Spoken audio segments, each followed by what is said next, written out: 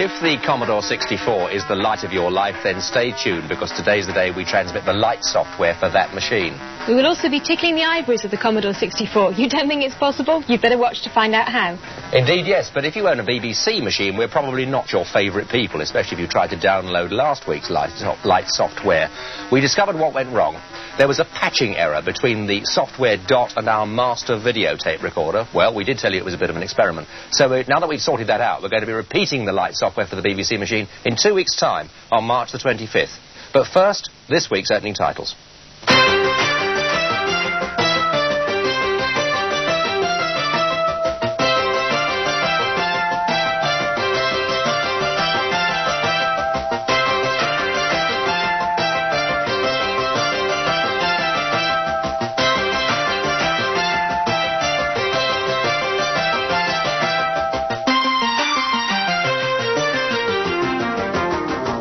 This week's opening titles were programmed by Andrew Wiseman. Andrew, welcome to the programme. Now, can you give us some idea about how you went about doing the graphics on this? Yes, well, the first thing which I embarked upon was the graphics, which I stored in memory separately, which enabled the programme to run more quickly if it was just stored there as a screen. And then I was set to work on the actual basic programme, which is quite a simple one. And then, in the end, it took me about a week to write, and on the last couple of days, it was just putting the finishing touches. Now, one thing that's been a bit disappointing from my point of view is that we haven't had any opening titles from any girls. Now, I understand that in your computer lab you've taken some measures to hopefully rectify. Yes, well, when the computer lab opens eventually, it's his hope that there will be set times of the day when girls only will be allowed in the computer room, and this is for the simple reason that it seems that when girls are in the company of boys, they are afraid to touch the keyboard in case they are laughed at or humiliated, which tends to put a lot of girls off computers. Right, well, hopefully that'll do something for them. Thank you very much, Andrew. Tony. Well, come on, you girls, and indeed anyone else. There's still time to get your opening titles on this series of 4 Computer Buffs. If you have a good idea or some software, this is the address to send it to.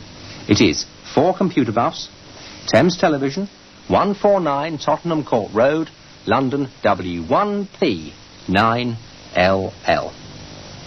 Now it's time to get those Commodore 64s standing by for the light pen software. Place your dark-coloured sucker in position over the annoying black blob when it appears, and press the space bar when the instruction tells you so to do. In the meantime, here's Dr. Mike Thorne investigating the computer language logo.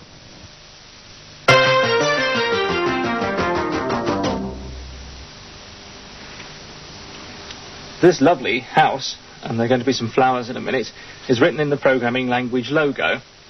And Rosalind Graff, you wrote this program, didn't you? Yeah. It's absolutely smashing. How long have you been learning logo? About a month, I've been doing it. About a month. It's pretty good going, actually. Now, in logo, you have to get the turtle wandering about the screen, don't you? Yeah. And is that what you did? Yeah. Well, let's have a look inside then to see how you've done it. Right.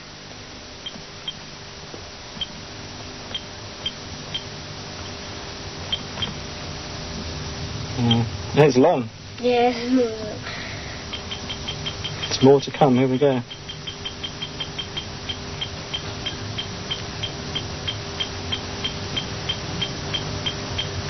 It is long. There's the bit where you typed out your name at the bottom of the picture. What do these instructions mean? There's that FD10 there. What does that do? That, it tells the turtle to go forward a certain amount, so it leaves a trail. And this, what have we got here? LT90, what does that do? That turns it left 90 degrees. Okay, and now what about flower? You've got flower twice there. Does the logo come able to draw a flower?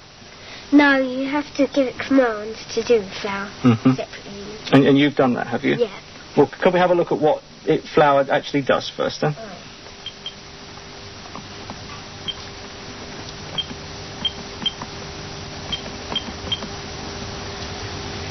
Yes, they're nice.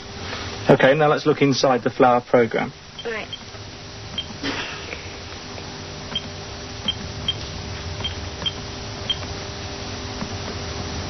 That's a bit shorter, but nonetheless complicated. What have we got here? What does this repeat at the end do, then? That, you give instructions in this brackets, and it does those 4 times. It repeats everything in the brackets 4 times. Well, it's smashing work. Thanks very much for coming to show it to us. One of the people who's done as much as anybody to encourage both adults and children to use Logo is Richard Noss, and he's with us now. Richard, hi. Hello, Mike. Until recently, Richard was the director of the Chiltern Logo project. Richard, is progress like that, typical, all that in a month? It is typical, and I think one of the reasons is because of the way that Logo uses sub-programs like flower, and Ros was able to make her garden of flowers just by typing the word flower. And that's also one of the reasons why Logo is a very powerful language for adults as well. Because you can make little pieces and then glue them together. That's right. None of us think in a kind of linear way where you know the answer to the problem before you start. We all just like to start somewhere and solve a little problem first, and that's what Logo lets you do. You've got sort of half a program on the screen there. What does this do? Well, this is a simple example of something called recursion. And recursion lets you use a procedure itself as a sub-procedure. Let me run it first and show you what it does. It draws a spiral, and as you can see, each arm of the spiral gets a little bit longer. I'll stop the program and show you how it was written. And you can see there that I teach the computer how to spiral, just like teaching somebody how to do something. And I tell the program to go forward a certain length. And I don't have to tell it that until I run the program. Right. Now, here at the bottom of the program, you can see spiral again. And that's a recursive bit. That's recursion, and it turns out that recursion is a very powerful way to build quite complex programs. It reminds me of the Tale of the Three Wishes. Do you know that? No, I don't. Well, suppose I was the wizard from the planet Nibu-Crodnod, and I came down and offered you 3 wishes. What would be the best choice of third wish? That I could pronounce it. I suppose so. No, I think the best choice would be to ask for 3 more wishes. Oh, right. Well, that's exactly how recursion works. At the end of spiral, the choice is to do spiral again. Only this time, notice that the wishes are slightly different. The input, or the amount to go forward here, is not length, but length plus 5. And it's that recursive line that makes the program grow. Yes, I see. I'm very tempted to ask you to change that number. Can we do that? Yes, it'll give me a chance to show off the Logo screen editor, which works just like a word processor editor. So you can edit something wherever it is on the screen? That's right, and without having to retype whole lines or whatever. 91, I wonder if that will make any significant difference. I don't know. Shall we have a look and see? OK, let's try. I'll type spiral. Oh, I've left out the input. Yeah, right. I'll give it a first input and see what happens. No, it's coming out all skewed, so it has made a significant difference. It's surprising, isn't it? Yes. Oh, now what's happening? Well, the screen is wrapping round, and I forgot to turn that feature off. It's quite easy to turn it off in Logo. You just type a different word. It's rather pretty all the same, though. Yes, well, it often turns out, actually, that doing something by accident ends you up somewhere nicer than where you thought you were going. Right. OK, now I suppose all the rage at the moment in languages like BASIC is the ability to do good graphics with sprites and lots of music. Can you do that in Logo? Yes, you can. Actually, I have a program here on the Atari written by 2 friends of mine called Noel and David, and they're aged 11. Looks very nice. Let me run their program, and then you'll see how it works. Well, here's the sprite, and you can see the birds flapping their way across the screen. They're gorgeous, actually. Yeah. That's right, and sprites can be given a shape, like this one, and they can be given a speed. That's how they differ from turtles, which are really quite stationary. And you program them just like the turtle, do you? That's what, yes. And here's the reason why it's called Superman.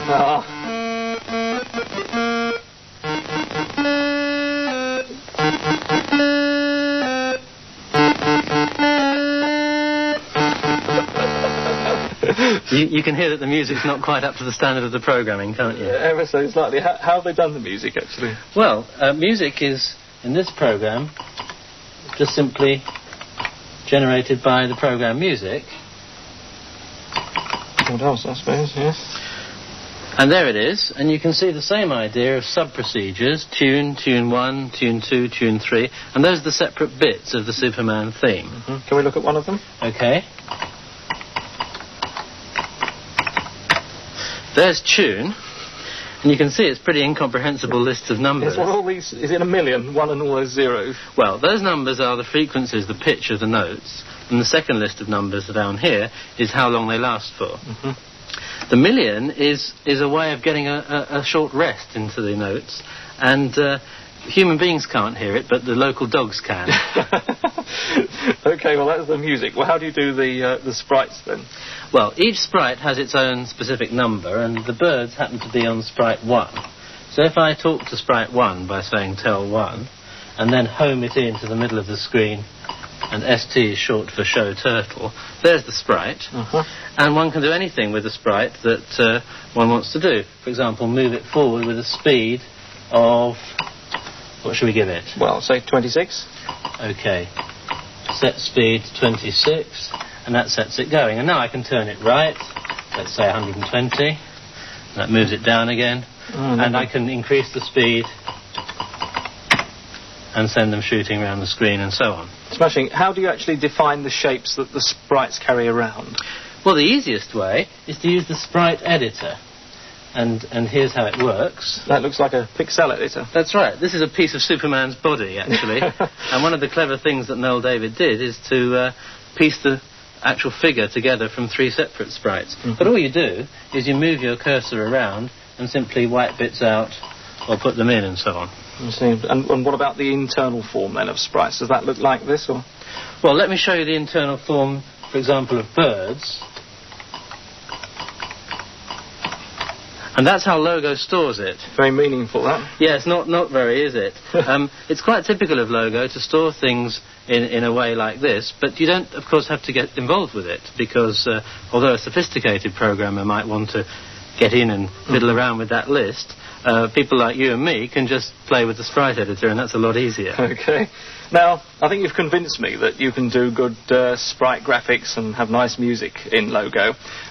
There's numbers on the screen there. In BASIC, you know, BASIC is eats numbers alive, really. Can you do numbers with Logo? Yes, you usually get the option, like in this case, of avoiding the numbers if you want to.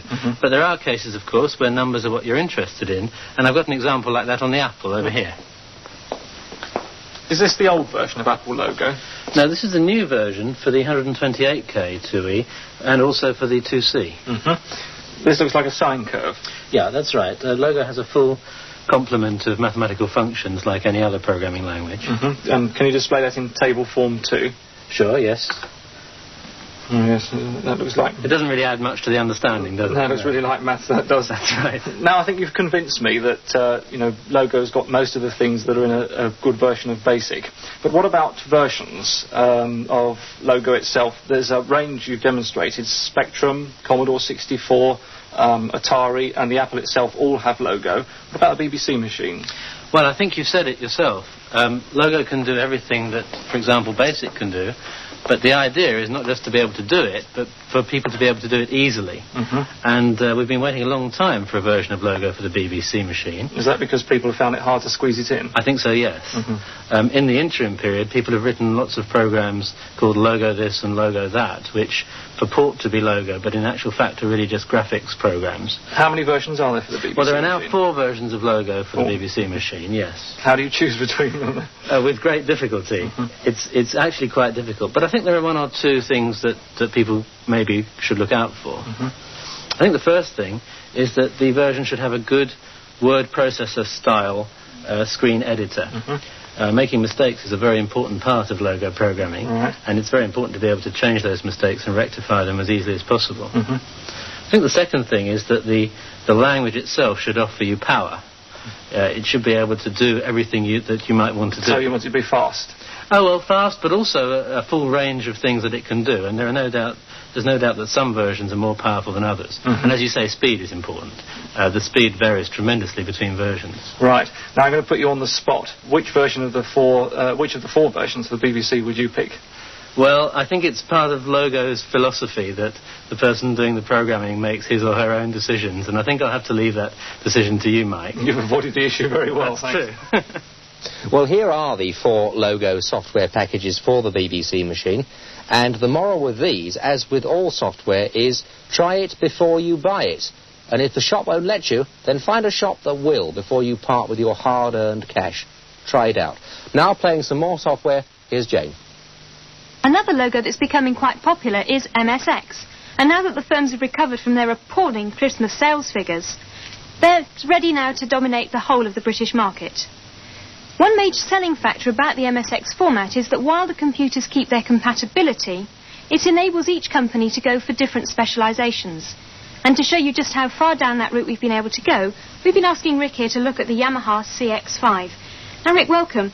First of all, how much can you do with this particular system? Well, you can do an awful lot, actually. I mean, I've just put a basic in at the moment with a harpsichord at the top and a trumpet down the bottom. And they're very genuinely interesting sounds. They're good sounds. The editing facility is fine. For example, if I go into edit, to edit the harpsichord, which is... I just alter the attack, for example, on the first oscillator to, say, to 10. It becomes quite a fine sitar sound. That does sound quite different. Yeah, the sounds are excellent, actually, but you have to play with them. I mean, they're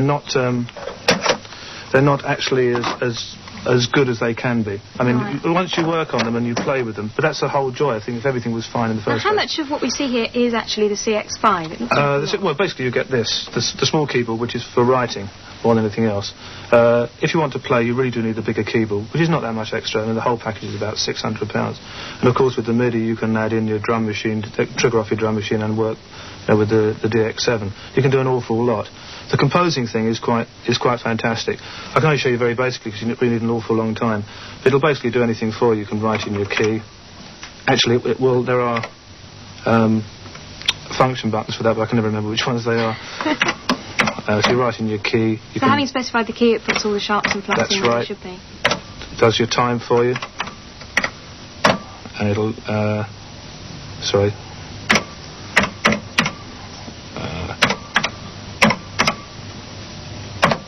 Even it'll do your tempo for you. So say, for example, we wanted to have 4, 6. And then along here you can just choose your... so I want it to be semi-quavers. Well, I say quavers, which is better. Put those in.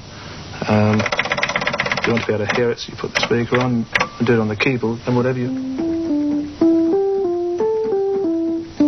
And that just then goes away and writes the music for you. That's Can you right. also print that out? It'll print it out, and it'll also play it back for you. And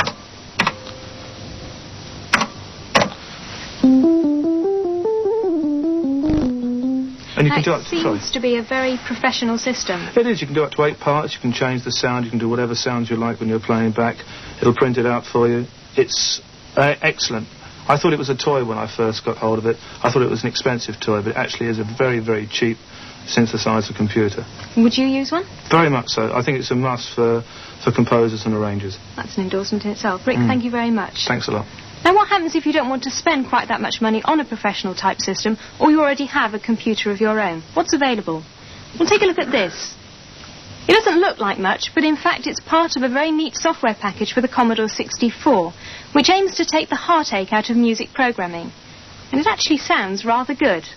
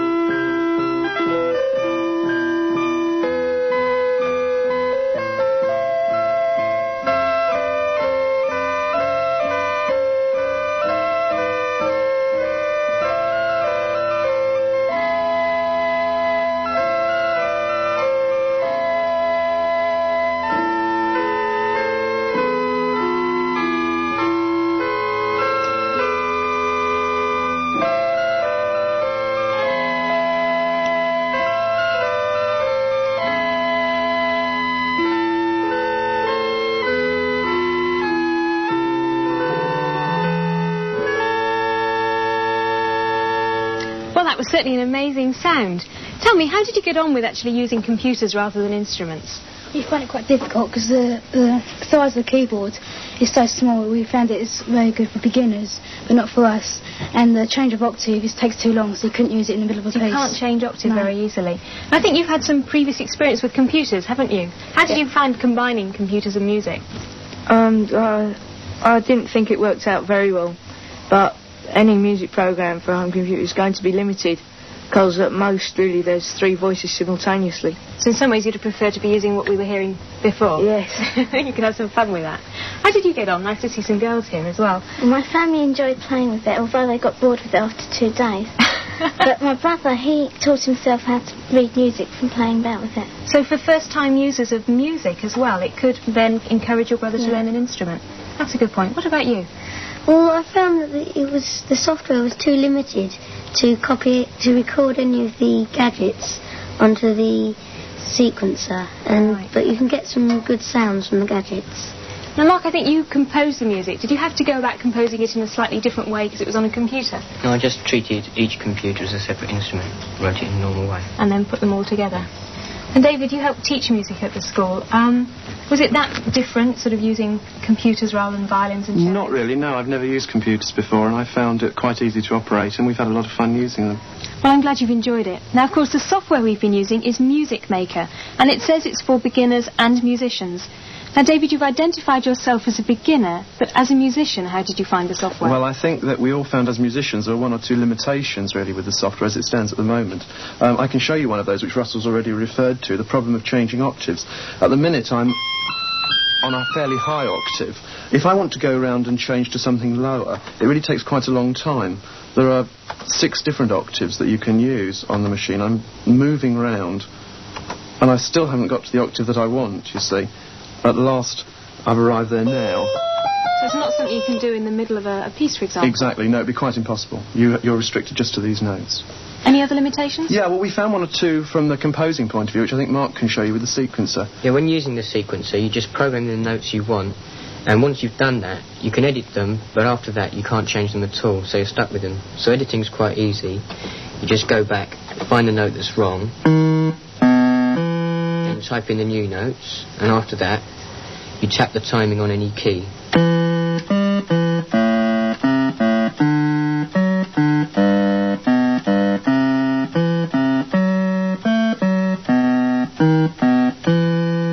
So if you want to put another tune above that tune, you have to use a different computer? Yeah. What about the degree of control you have on the notes and the sounds themselves? Well, there are 8 preset sounds, some of which are really quite good, some of which are not so good. For instance, this one is supposed to sound like a steel drum. Well, it's quite fun, but it doesn't really sound much like a steel drum. But it is possible to modify the sound in really quite a precise way, and I can show you that now on here. You can change the different types, the different parts of the sound. The attack at the moment is very low. I can increase that a little bit. The decay is quite high. I can move that round to something rather lower as well. Sustain, if I was going to play a tune, I might want something rather longer there, so I can increase the degree of sustain. Release, perhaps a little less than I had last time. And I can actually produce a very different sound doing this. I'll show you now. The sound that now comes out of the machine is really very different. So you have a great degree of control and sophistication over some areas of the programme and very little over other areas. Yes, as it stands, that's right. Well, thank you all very much indeed. Now, if you want to add a new dimension to your Commodore 64, then the software costs about £30. Right, news time. Here's Guy.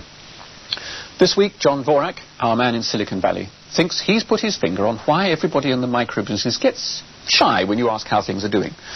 Take the example of Apple, which has had to close down production of odd bits and pieces, things like cases for the Macintosh, because there are more bits and pieces than customers.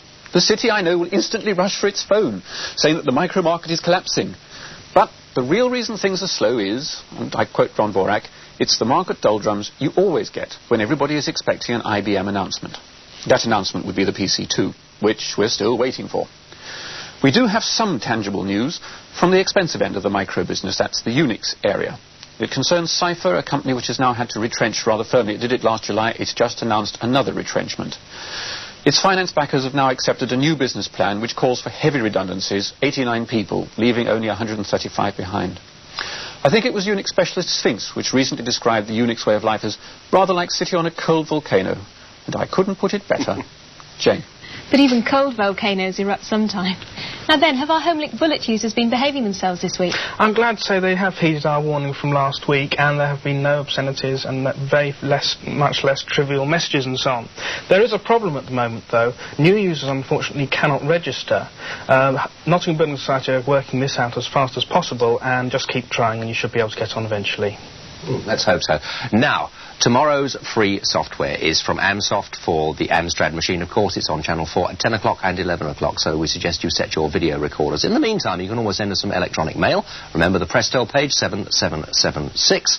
Or, of course, keep up with the news through Channel 4's Oracle. That's Fortel, page 458. And do let us know how you're getting on downloading that software. But cheer up. Remember this, you are more a part of this programme as an audience than any other audience of the history of television. At least that's what I've worked out. Till next week, from all of us here on 4 Computer.